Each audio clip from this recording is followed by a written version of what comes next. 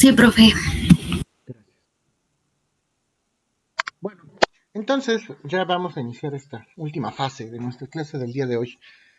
Ah, Estas entonces fueron las causas de rescisión de la relación laboral sin responsabilidad para el trabajador, o sea, hace causas imputables al patrón. Ahora vamos a analizar finalmente las causas vil y llanas de la terminación de la relación laboral. Vamos a analizar las causas de la relación laboral. ¿En qué casos o en qué supuestos se puede terminar la relación laboral? Algunos casos vienen dispersos en la ley, otros se pueden suscitar durante el transcurso de la relación de trabajo. Vamos a trabajar como parámetro artículos 53 y 434 de la Ley Federal del Trabajo. ¿Qué causas pueden ocasionar que se termine entonces la relación de trabajo? En primer lugar, mutuo consentimiento de las partes.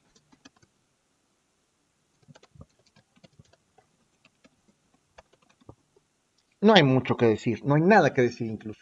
Mutuo consentimiento de las partes significa que tanto trabajador como patrón están de acuerdo en dar por concluida la relación de trabajo. Algo no está funcionando o alguna de las dos partes no quiere y la otra está de acuerdo. Los dos están de acuerdo en que se termine la relación de trabajo. Y en este supuesto no estamos hablando de culpables, no estamos hablando de una responsabilidad imputable al trabajador y al patrón. Y esto es algo que les quiero comentar porque ya en su momento platicaremos eh, qué tipo de prestaciones se pueden solicitar en un momento dado. Si ambas partes deciden de común acuerdo dar por concluida la relación de trabajo, ¿qué tipo de prestaciones o qué tendría que pagar el patrón al trabajador? ¿Qué se les ocurre? Ya con esto, ya me pueden contestar que en estas alturas. ¿Qué tendrá derecho a pedir el trabajador para que se le pague? ¿Qué opinan?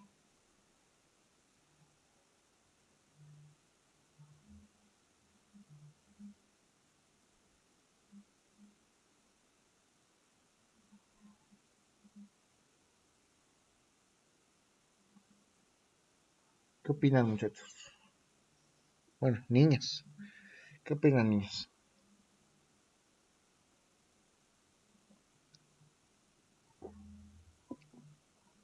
Perdón, profe, ¿cómo fue la pregunta? En caso de que ambas partes decidan terminar la relación de trabajo, es decir, no hubo culpables, ni el patrón tuvo la culpa ni el trabajador tuvo la culpa, pero ambos decidieron dar por terminada la relación de trabajo. ¿Qué tiene derecho el trabajador a que se le pague? ¿Qué tendría que pagarle el patrón al ¿Sus trabajador? vacaciones? Tendría que pagarle, si es que no tomó vacaciones, y eso lo vamos a ver adelante, las vacaciones no se pueden pagar en dinero, jamás, de hecho ya lo platicamos, a menos que se dé por concluida la relación de trabajo. Si se da por concluida la relación de trabajo y no, el trabajador no ha gozado de ese periodo vacacional, pues tiene derecho a que ese periodo vacacional se le pague en dinero, igual que la prima vacacional. Si no ha cumplido el año de servicios, que justamente el año es cuando tenemos derecho de vacaciones, entonces se le tendría que pagar su parte proporcional, tanto de vacaciones como de prima vacacional y también de aguinaldo. Aguinaldo,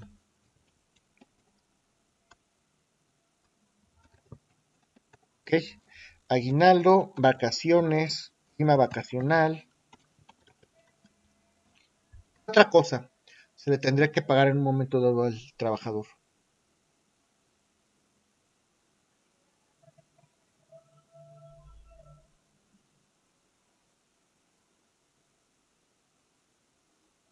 Si se le quedó debiendo algún salario, pues también se le tiene que pagar su salario.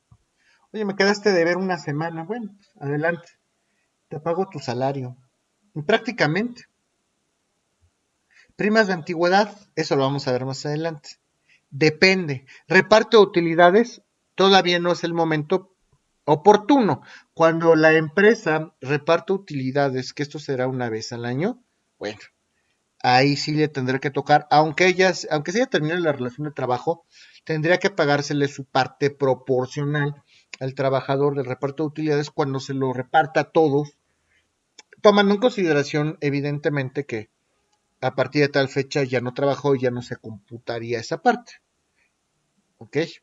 Bueno, prácticamente sería así. Ese es el primer supuesto de la terminación de la relación laboral. El segundo, que es bastante evidente, la muerte del trabajador.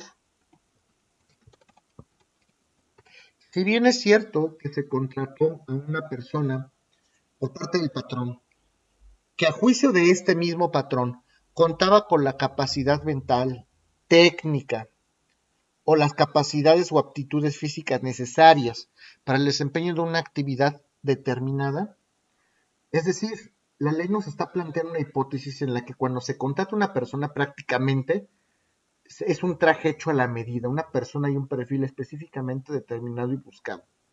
Cuando esto se suscita, pues evidentemente se termina la relación de trabajo. Si muere el trabajador, ya no hay nada que hacer al respecto. Oigan, ¿y si muriera el patrón, ya se terminó la relación de trabajo?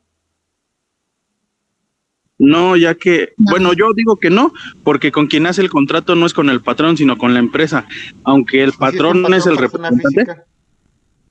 ¿Cómo, perdón? ¿Y si es un patrón persona física? Ah, bueno, ahí cambia el tema. ¿Sí? ¿Qué opinan los demás? Bueno, las obligaciones laborales, sobre todo créditos o adeudos de carácter laboral, la ley les da suma prioridad. Son de los primeros adeudos que se tienen que pagar.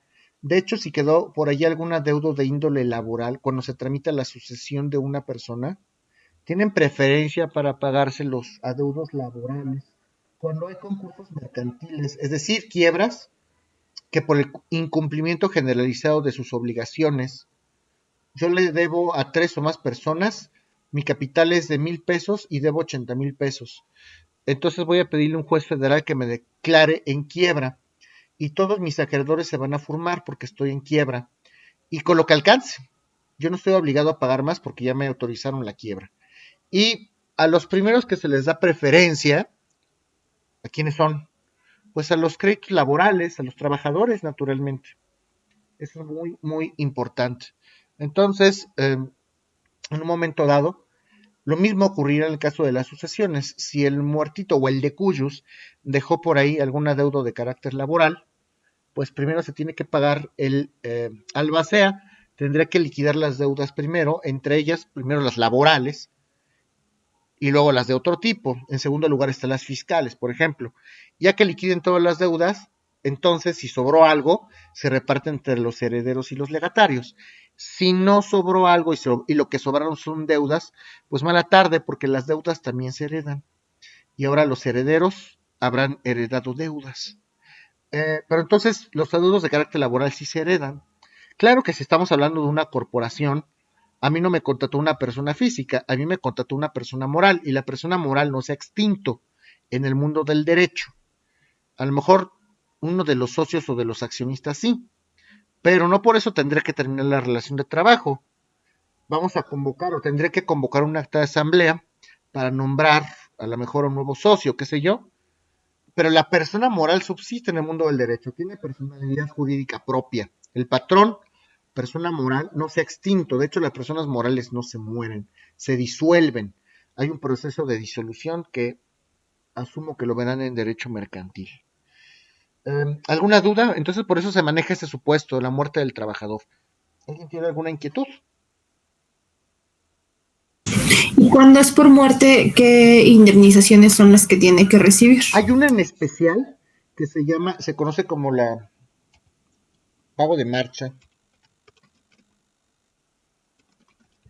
Por ejemplo, vamos a pensar que si un trabajador fallece, la empresa tendría que asumir los gastos funerarios, todo lo que es sepelio, el velorio, todos esos gastos se les llama pago de marcha. Eso lo tendría que pagar el patrón.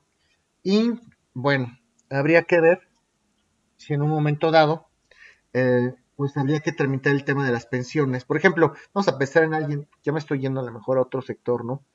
Como Pemex, pues obviamente hay que ver, eso ya obedece a otro régimen, un régimen de pensiones, por ejemplo.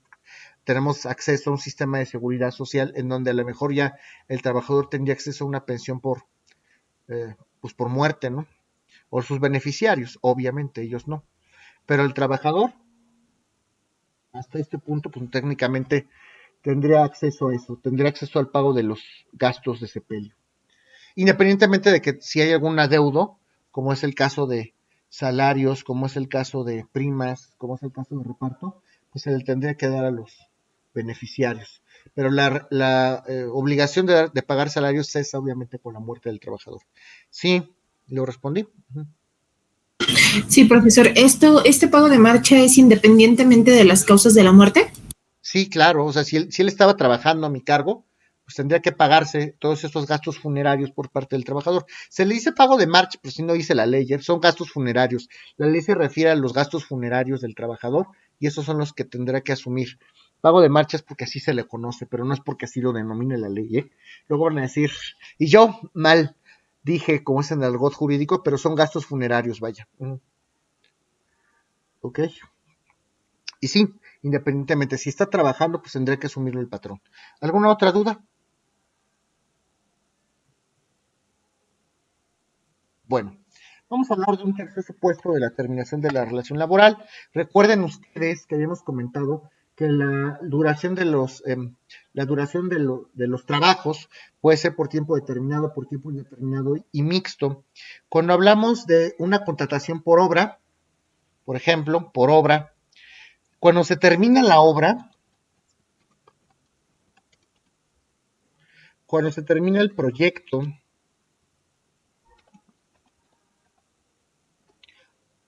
o cuando se acaba el capital del proyecto destinado.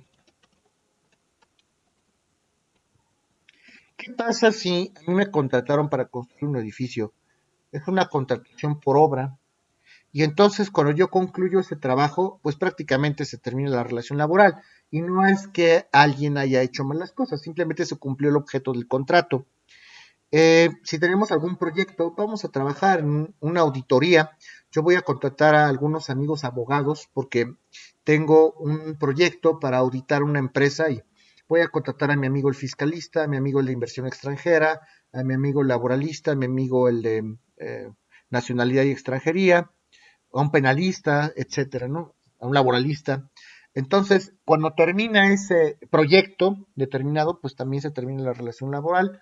O, pues clásico, si se me acaba el dinero del proyecto, automáticamente se termina la relación laboral. Y no fue culpa ni del patrón ni del trabajador, simplemente los fondos que se destinaron al proyecto ya fenecieron.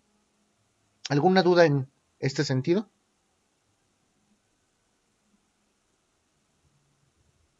Ok. Vamos a hablar de una cuarta causal de la terminación de las relaciones laborales. Profesor, en el supuesto anterior no debe de existir ninguna indemnización porque finalmente fue algo que se pactó desde el inicio, ¿verdad? Eso es correcto, así es. Gracias. Sí, sí, sí. Bueno, siguiente supuesto, ya también lo hablamos con Martín que ya se fue, incapacidad física, incapacidad mental, inhabilidad manifiesta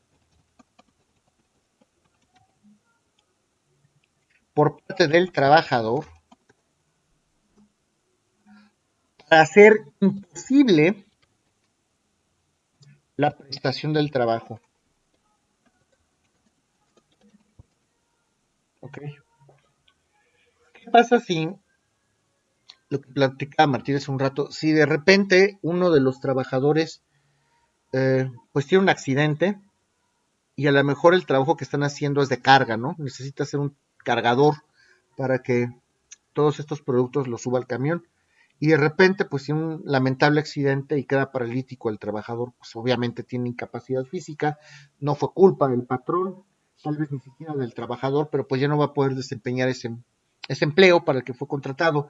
Incapacidad mental, pues por supuesto, justo este supuesto, es que sobrevenga alguna enfermedad mental que no lo permita ser plenamente capaz en el mundo del derecho desde una demencia hasta un estado de locura o hasta una enfermedad que no le permita entender la realidad en la que está viviendo el trabajador, alguna inhabilidad manifiesta que haga imposible la prestación del trabajo.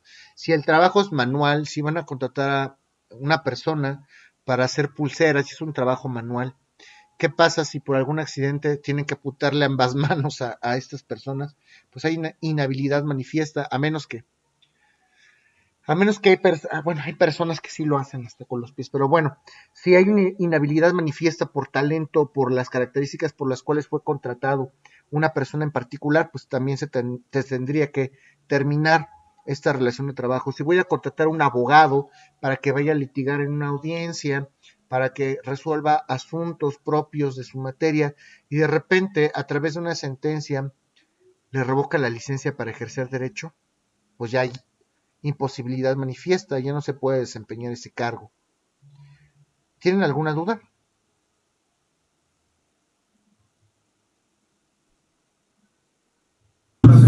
¿Aquí existirá algún tipo de indemnización, profesor?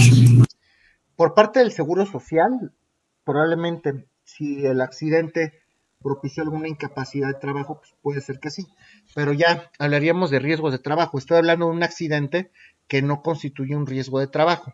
Si constituye el riesgo de trabajo, pues evidentemente tendrá derecho a una indemnización, dependiendo de cómo es que se clasifica esa incapacidad permanente, total o lo que sea, por parte del Seguro Social. Y también, volvemos a lo mismo, también el trabajador tendría que asumir el pago justamente de este daño, de esta incapacidad, pero siempre y cuando el daño ocurrido sea con motivo de un accidente de trabajo.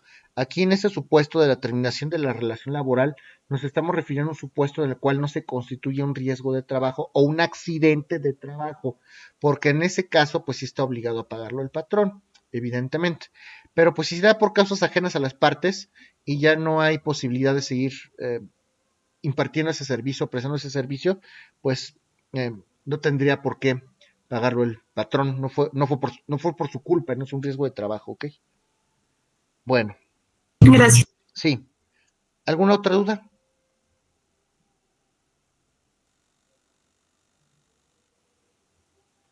Aquí hay una regla, justamente que estás comentando esto, vale la pena aclararlo. ¿Qué pasa si la incapacidad esta a la que nos estamos refiriendo proviene de un riesgo que no es profesional? ¿Qué estás hablando de esto? Un riesgo no profesional. Si es un riesgo no profesional, a lo que sí va a tener derecho el trabajador es a que se le pague un mes de salario, va a tener derecho a un mes de salario y 12 días, la famosa prima de antigüedad, 12 días por cada año de servicios, 12 días por año. Esa es la famosa prima de antigüedad, su prima de antigüedad clásica de 12 días por año. Si es que se refiere, o si es que estamos hablando de un empleo eh, en el que se den esas prestaciones que son de ley, que de hecho tendría que ser en todos, ¿no? Pero si hablamos de la pérdida de aptitudes justamente por una situación que no dependa del patrón, esto es a lo que podemos tener acceso. Luego vamos a analizar el tema de la prima de antigüedad, porque no en todos los casos resulta procedente, pero en el caso de una incapacidad que inflija justamente esta pérdida de aptitudes sin responsabilidad o sin riesgos profesionales, en principio sí se tiene derecho a este pago de la prima de antigüedad. De otra manera no, pero ya les hablaré de esta otra prima. Nada más para aclarar el comentario. Otro supuesto para terminar las relaciones de trabajo es el caso fortuito, y aquí entran muchos supuestos. El caso fortuito o la fuerza mayor. Caso fortuito o fuerza mayor. ¿Qué es el caso fortuito o la fuerza mayor? ¿Alguien sabe?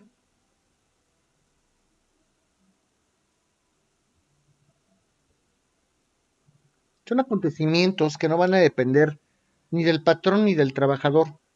Sí, por ejemplo, la famosa pandemia son situaciones que no dependieron ni del trabajador ni del patrón, y pues muchas fuentes de empleo tuvieron que terminar y tuvieron que cesar justamente por esta situación, o en el caso de que al trabajador le acontezca alguna enfermedad incurable e irreversible, pues también esta situación no es culpa de ninguna de las partes. En el caso de que al patrón también le sobrevenga o que ocurra algún accidente en la fuente de empleo, ¿qué pasa si se quema la fábrica? Independientemente de que haya fallecidos o no. Eso va a ser importante. ¿Está claro hasta ahorita lo que estamos comentando? Sí, profesor, este es el quinto punto, ¿no? Es que no encuentro el quinto. Creo que este era el quinto. Sí, este es el quinto, perdón. Gracias. Este es el quinto. Ahora, en el caso de que se dé una terminación de la relación de trabajo por caso fortuito o fuerza mayor, que no sea imputable al patrón y que se sobrevenga una incapacidad física, a lo mejor el patrón en un momento dado puede acordar con el trabajador algún tipo de indemnización. Y eso entre las partes, los acuerdos entre las partes se tienen que respetar. Hay un principio general del derecho que se llama pacta sunt servanda. La voluntad de las partes es ley en el contrato. Es mejor se los pongo así. Es ley en el contrato. Si las partes a través de un instrumento privado, a través de un contrato pactan que haya alguna indemnización por parte del patrón, pues tendrán que someterse y ceñirse a ello. Este sería el tema. Entonces, nada más que tomen esto en consideración.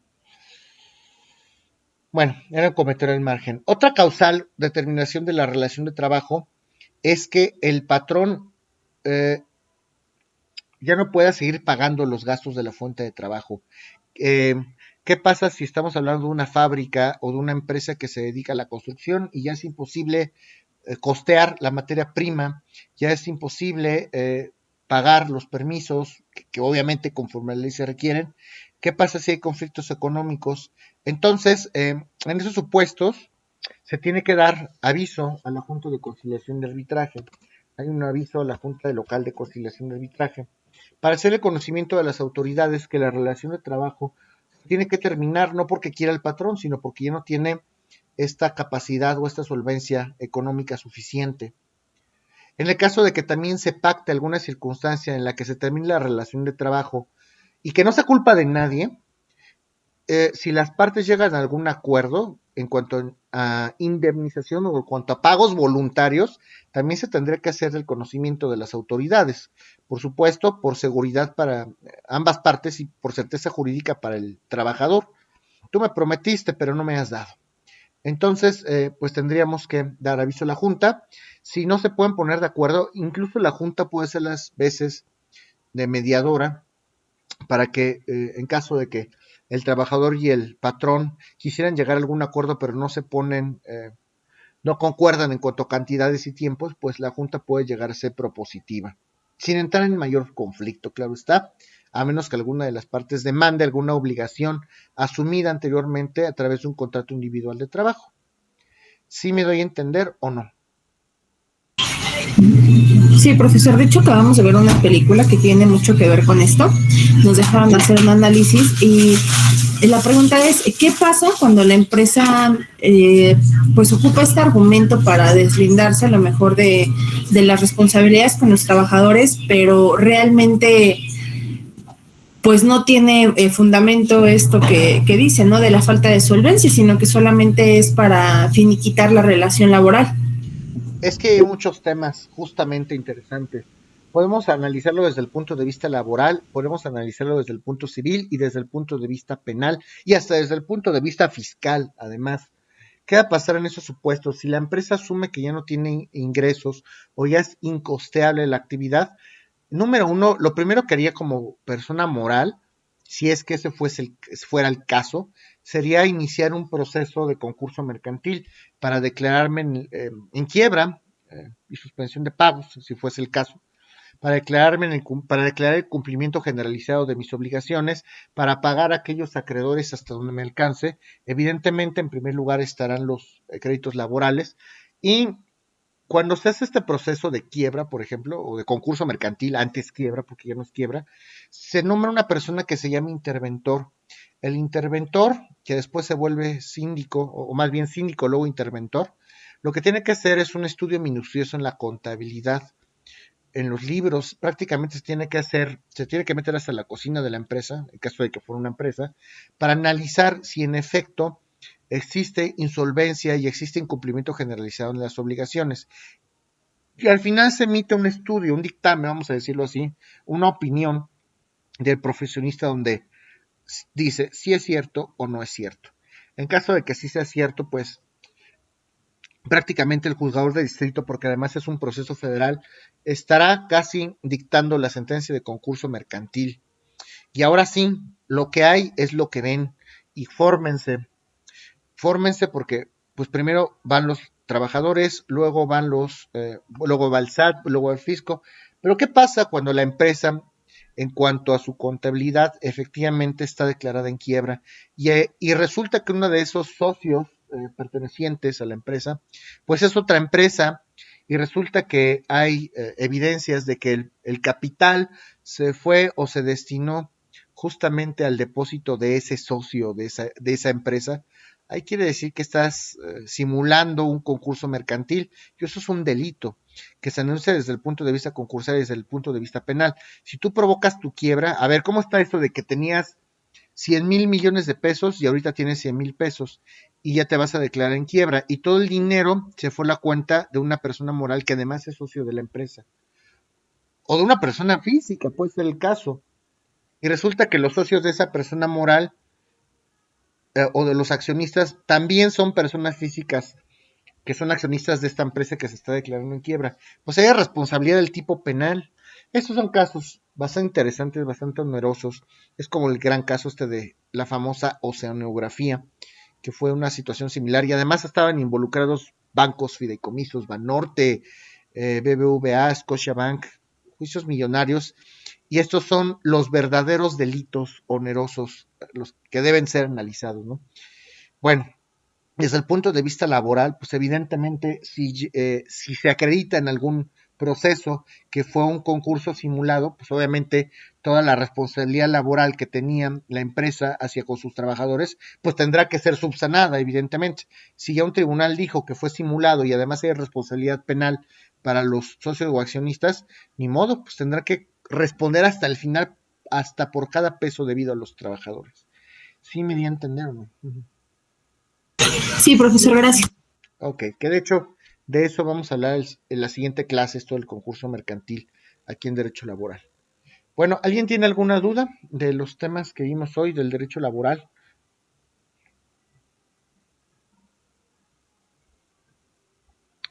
Bueno, entonces nuestra siguiente clase sería el día lunes. Vamos a seguir con derecho procedimental civil, mercantil y demás. Y nos vemos entonces el día lunes. Tengan un excelente fin de semana. Con precaución, jóvenes. Gracias, profesor. Igualmente este lunes. Gracias, profe. Bye. Gracias, igualmente.